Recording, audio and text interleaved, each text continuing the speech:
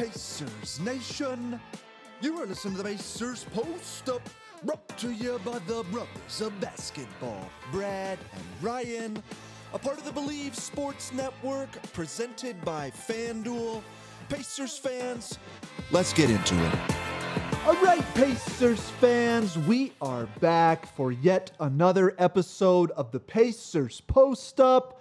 I am flying solo this evening, a Friday evening. Ryan is out on the town. I heard maybe Sun King Brewery, something to that effect. So I hope he is having a good time. But we had Summer League action. The Pacers were in action against the Cleveland Cavaliers, kicking off their Vegas Summer League stand. It'll be 4 games, depending upon how the record breaks out over the first 4. Maybe they'll get a few extra games here, but it's Summer League. It's here. It's something to talk about. Obviously, a number of storylines going into this game. First and foremost, hometown hero, Westfield kid, Purdue kid, Braden Smith, getting our first look at him on the Summer League roster, and we'll spend some time talking about that. But there was a lot of other stuff going on. We got the news yesterday that Kobe Brown was going to be signing on a 2-way deal with the Pacers. Obviously, this in the wake of the Micah Potter release, the Larry Nance Jr. signing,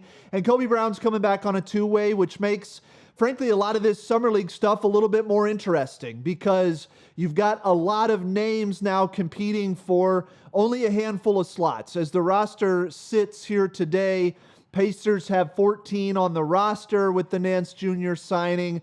They have they extended the qualifying offer to Jalen Slawson. They draft Braden Smith in the second round. Talk about a 2-way for him. Kobe Brown's getting a 2-way. Ethan Thompson, Taylor Peter, Rienk Mast, which is a name that was not on my radar prior to coming into this game, but certainly a guy that we need to talk about in the wake of Summer League. But I don't really have anywhere else to start other than Summer League basketball is rough. For every year we come into this, and I get so excited because it's an opportunity to see some of the new faces. We mentioned Braden Smith, obviously, what Slawson did at the end of last year, Taylor Peter with the shooting.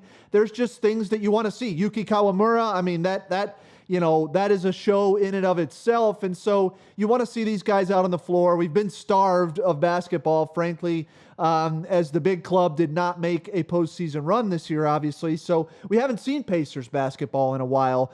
But I was quickly reminded just how sloppy this stuff is. And you look at the first quarter, and I tweeted this out during the game, the box score was kind of whack at the end of the first. I don't think it was totally accurate. It had the score at 14-4, which was not correct. I saw 0 of 19. I was quickly corrected. It was 1 of 19 the teams combined for 3 in the first quarter with a bevy of turnovers. Braden Smith had an early turnover. Jalen Slawson, man, tough to put the ball on the floor tonight for him, but Summer League is sloppy. These guys have an opportunity to get up to 10 fouls before they foul out. If you guys were tuning in last night to the DeBonsa Peterson head-to-head out in Vegas, I think you saw Darren Peterson rack up 9 fouls in that game. So it's sloppy. It's ugly. There are guys that are there for all kinds of different reasons. And Ryan and I talk about it all the time. A lot of it is they're trying to look out for themselves, and they're putting,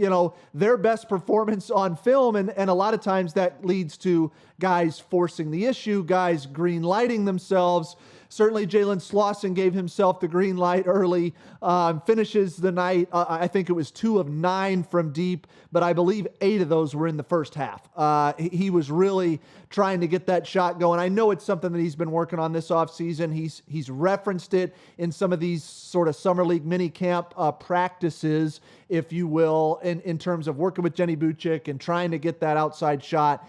We're going to talk about Slawson here in a minute, but I want to start, just kind of with, frankly, the guy who I thought played the best game, and this is Rienk Mast, and not a name that I think a lot of Pacers fans probably circled going into this game, but you can't really argue with the stat line. The guy finishes 16 points, 11 rebounds, 3 assists, and I thought frankly, was our most efficient player, battling down low, just not turning the ball over, kind of making the easy plays. And he looked like a guy who has been playing professional basketball for a long time. And he has. He's from the Netherlands, most recently coming out of Nebraska undrafted. But this is a guy that played his first pro game when he was 16 years old. So it shouldn't come as a shock that he looked, the most polished, if you will, but was sort of a performance out of left field, but good for him. And that's what, a lot of this summer league basketball is about, is uncovering guys that maybe you don't know a lot about, guys putting their name out there, getting some film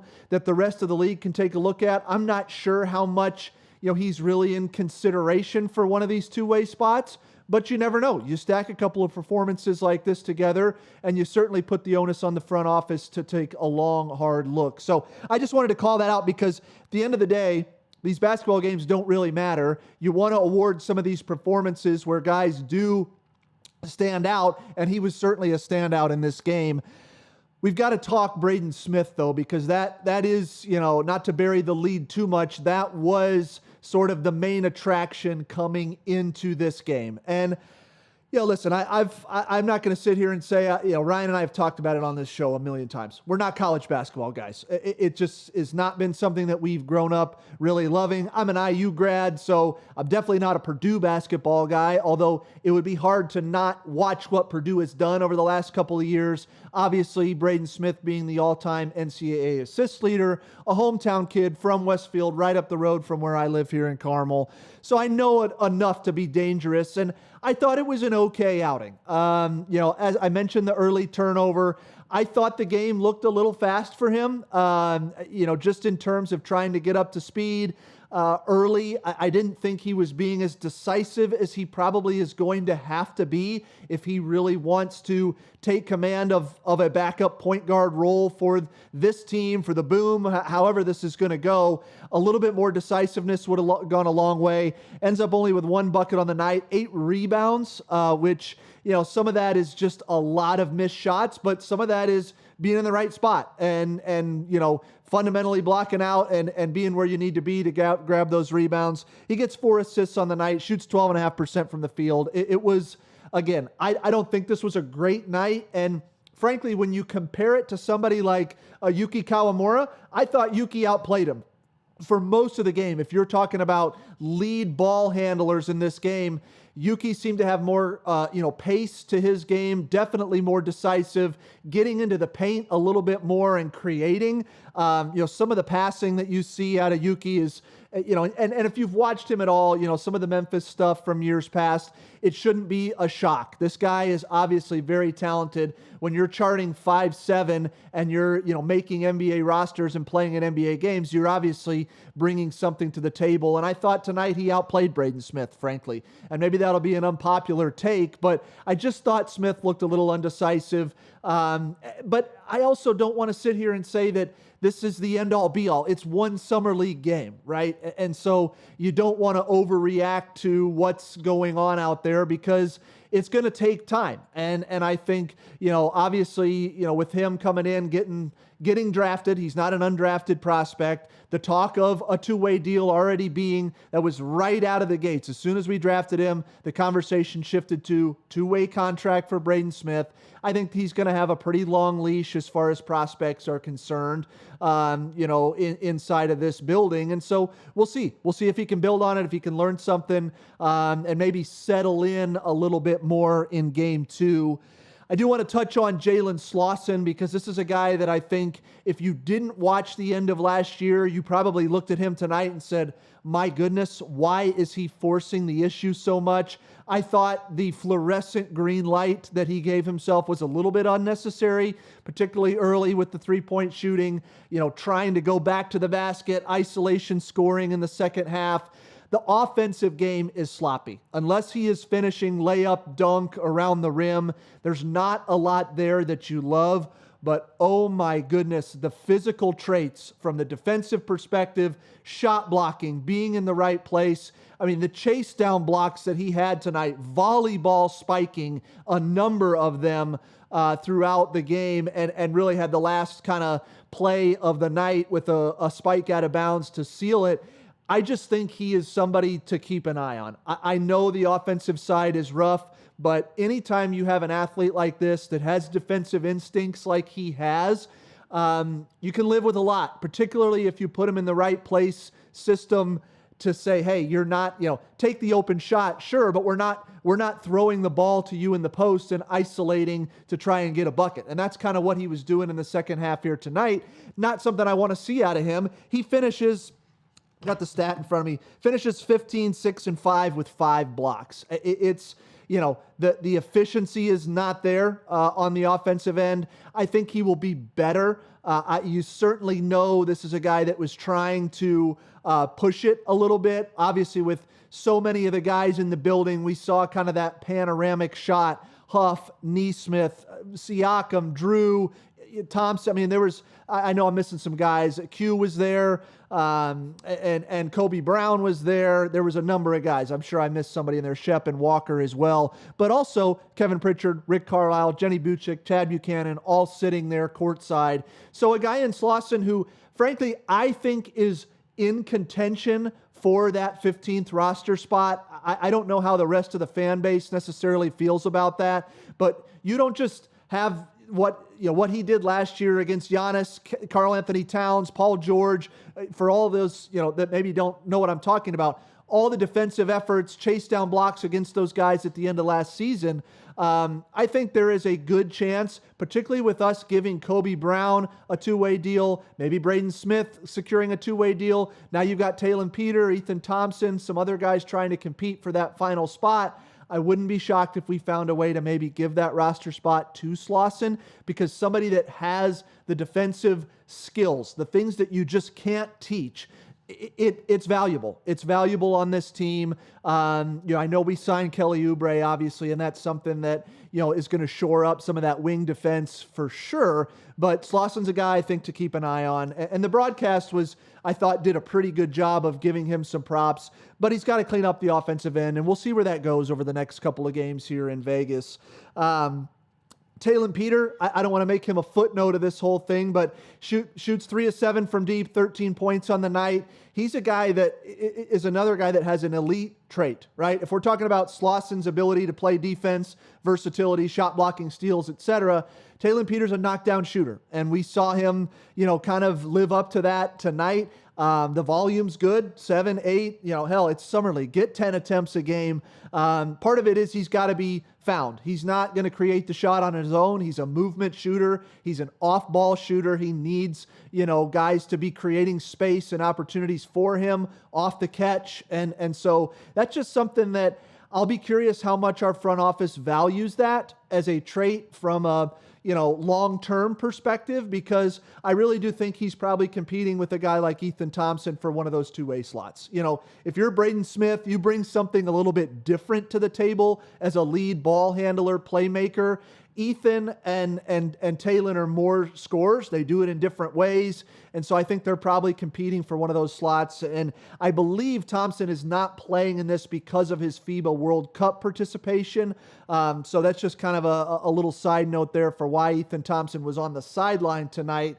He is not on the big roster. He is kind of vying for one of those two-way slots right now. But that's really all I can unpack from the game's perspective. It's summer league, it's messy, it's ugly, but it's still fun to get, a look at some of these guys that are competing for these back end spots.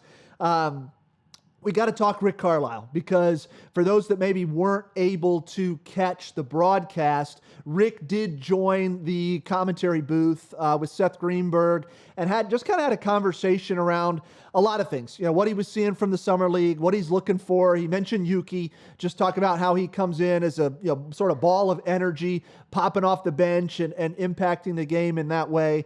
But also said a couple other things that I thought were pretty interesting. Nothing that's revolutionary. It's things that we already know, but it's always good to kind of hear how Rick is thinking about things. And he said it out loud. This team, meaning forget about Summer League, he's talking about the Pacers going into next year. This team is going to look different, and there are going to be, quote, adjustments that we need to make because of the new look team. And I think a lot of that is centered around the addition of Ivica Zubac, and he called out offensive tweaks specifically, and rim rolls. And we haven't had a big that can rim roll, rim run, whatever you want to call it, lob threat, working in that short roll. It's going to be something that is an interesting wrinkle to this team. And I think for a lot of fans that have sat here and said, we've overpaid and, we could have had this guy or that, whatever.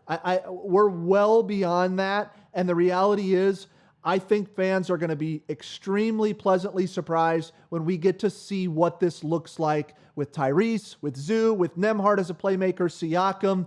This guy is supremely talented. And Rick Carlisle, I'll use Tyrese's term, is a basketball savant. Halliburton said that a number of times over the last couple of years playing for Carlisle. And I have to believe he and this coaching staff are going to figure out some really interesting ways to use Zubac's skill set. It's not just run to the rim, throw the lob, short roll. He can work as a facilitator out of the short roll. We've talked about Kelly Oubre as a cutter, particularly that back cut. You're working in that short roll. If you've got a big that can pass, see over the top of the defense, and somebody that reads that, opportunity well, there's going to be interesting new wrinkles that we are able to kind of play into and make this offense even more versatile than it was. I don't want to discredit or discount what guys like Turner and Mathurin brought to us, but I do think Zoo is a more skilled player overall than Miles Turner was. Miles Turner, great stretch big.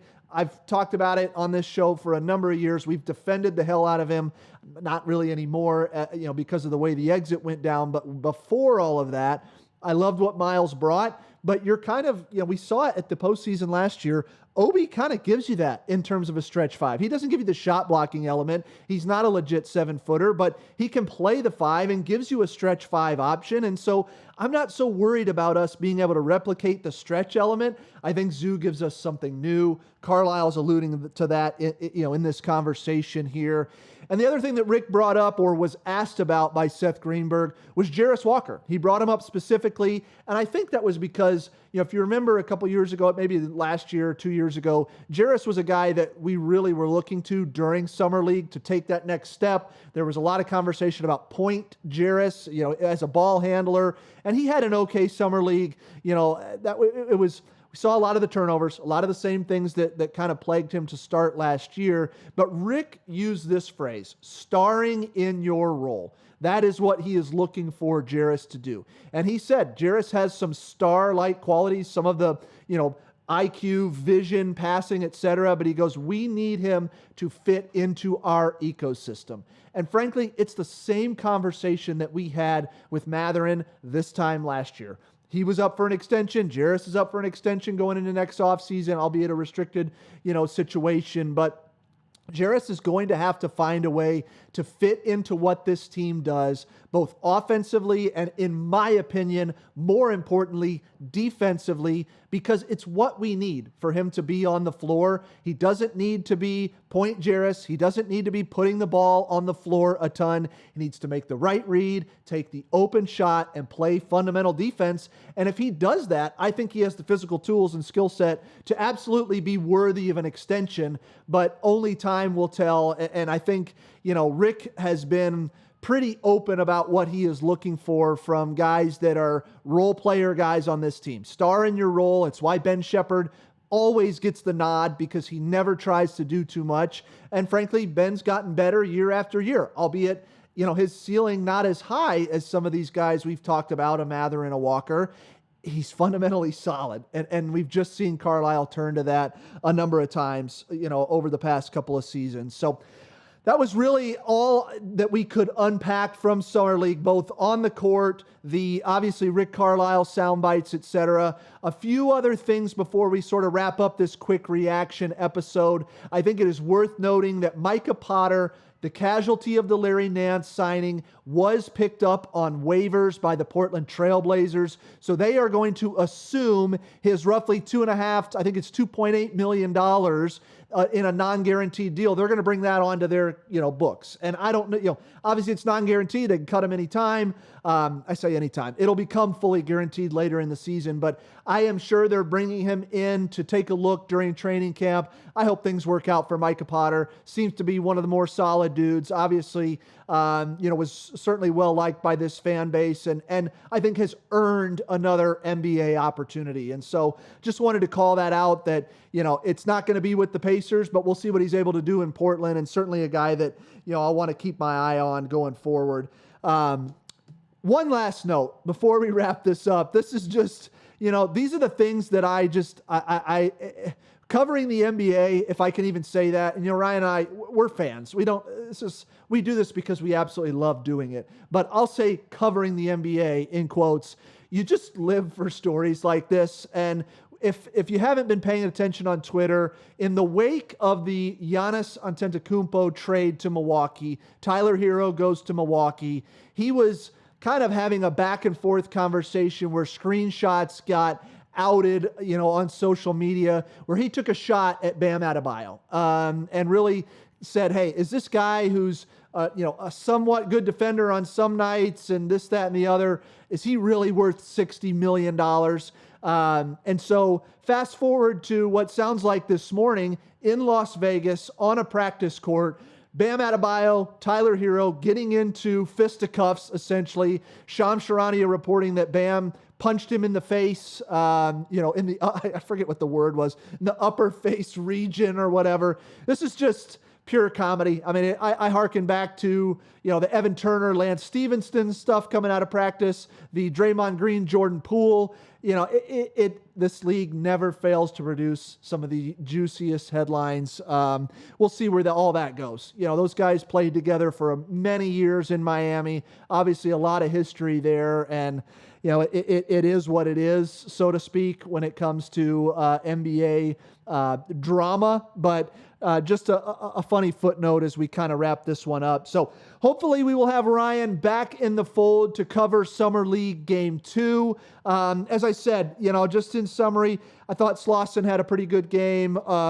Mast had the headline. That was kind of the surprise of it all. Yuki did what he does. Very exciting player to watch. And I'll be looking for Braden Smith to level up next game. I don't think this was the game. If he was being, kind of reflective on his performance, I don't think this is the game he wanted as his first opportunity in a Pacers uniform, but I fully expect it to be better going into Game 2. And we will be covering it all right here on the Pacers Post-Up. As we said on our last episode, if you haven't checked it out, we are doing a July giveaway. We are going to announce the winner in August. It is a pair of hibiscus Hallie 1s. It's essentially the pink Hallie 1s. We're kind of celebrating 2,000 followers here on Twitter, but also the fact that I just became a girl dad, a little bit of crossover there. So if you haven't seen that, it is pinned on our profile. Be sure you go enter for your chance to win a pair.